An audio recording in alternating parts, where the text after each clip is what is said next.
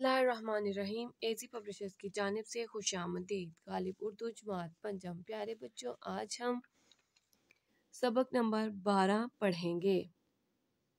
سبق نمبر 12 میں آج ہم انفارمیشن ٹیکنالوجی کی مشق کریں گے۔ سوال نمبر 1، ذیل میں دیے گئے الفاظ کے معنی کو سمجھیں اور یاد کریں۔ الفاظ معنی: رابطہ، ملانے یا منسلک کرنے والی چیز، رفتہ رفتہ، آہستہ آہستہ۔ ذرائع: خیالات و اطلاعات وغیرہ دوسروں تک پہنچانے کا وسیلہ۔ انقلاب، تبدیلی، کایا پلٹ، کتابت، تحریر، لکھائی، ایجاد، کسی نئی چیز کی تخلیق۔ سوال نمبر 2، سبق کے مطابق درج ذیل سوالات کے مختصر جواب لکھیں۔ سوال نمبر 1، پرانے زمانے میں لوگ آپس میں رابطہ کیسے کرتے تھے؟ پرانے زمانے میں لوگ آپس میں رابطہ کرنے کے لیے کبوتروں اور پرندوں کے ذریعے ایک دوسرے کو خط بھیجتے تھے۔ سوال نمبر 2، کمپیوٹر نے ہماری زندگی میں کیا آسانیاں پیدا کر دیں؟ کمپیوٹر نے ہماری زندگی میں بہت سی آسانیاں پیدا کر دیں۔ ہم گھنٹوں میں ہونے والا کام جلدی کر سکتے ہیں، گھر بیٹھے ہر چیز کی معلومات حاصل کر سکتے ہیں۔ انٹرنیٹ نے ہماری زندگی میں کیا انقلاب پیدا کر دیا؟ انٹرنیٹ پر اردو زبان کے استعمال میں انقلاب اس وقت آیا جب احمد بلال نے یونیکوڈ کے استعمال سے پاک اردو انسٹالر پروگرام متعارف کروایا تھا۔ اس کے علاوہ انٹرنیٹ نے ہماری زندگی میں بہت سی سہولیات فراہم کر دیں۔ ہم دور بیٹھے اپنے بہن بھائیوں اور رشتہ داروں سے ویڈیو کال پر بات کر سکتے ہیں۔ یونیکوڈ کس نے ایجاد کیا؟ یونیکوڈ احمد بلال نے ایجاد کیا۔ سوال نمبر 3، سبق کے مطابق درست لفظ لگا کر خالی جگہ کو پر کریں۔ اردو زبان انٹرنیٹ پر ایک مقبول زبان بن چکی ہے۔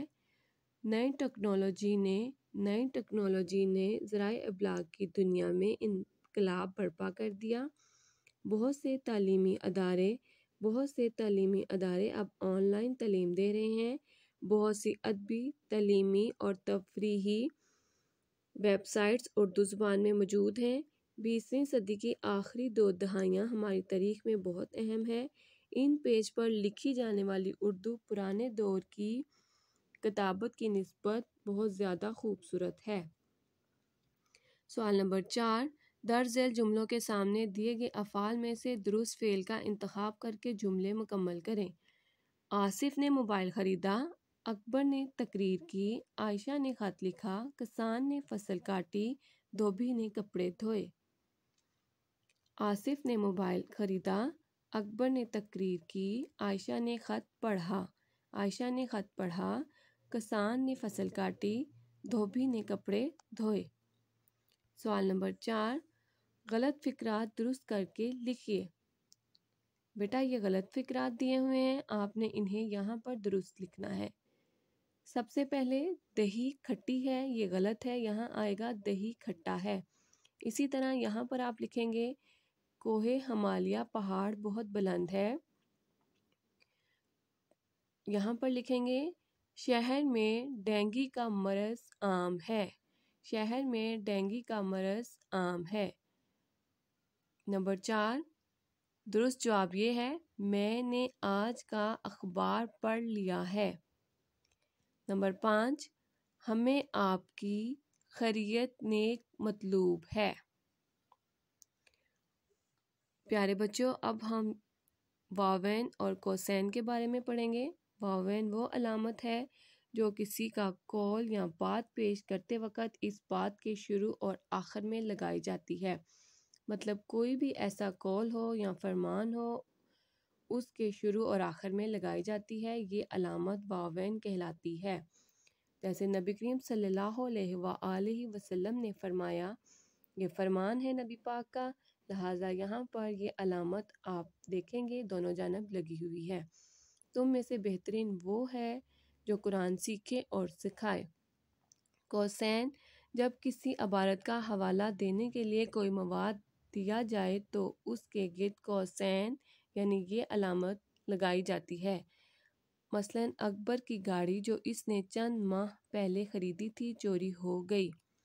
سوال نمبر 6، 3 ایسے جملے لکھیے جن میں علامت واوین استعمال ہو۔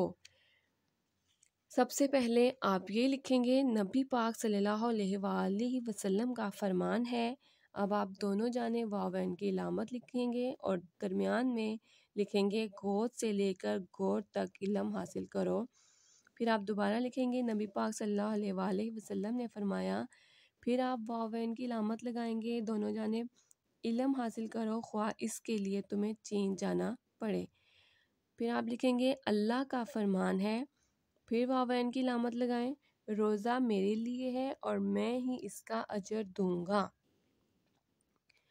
سوال نمبر 7، 3 ایسے جملے لکھیے جن میں قوسین کی علامت ہو۔ میرا بھائی جو مجھ سے بڑا ہے بیمار ہے۔ میرا بھائی، اب آپ یہ قوسین کی علامت لگائیں گے جو مجھ سے بڑا ہے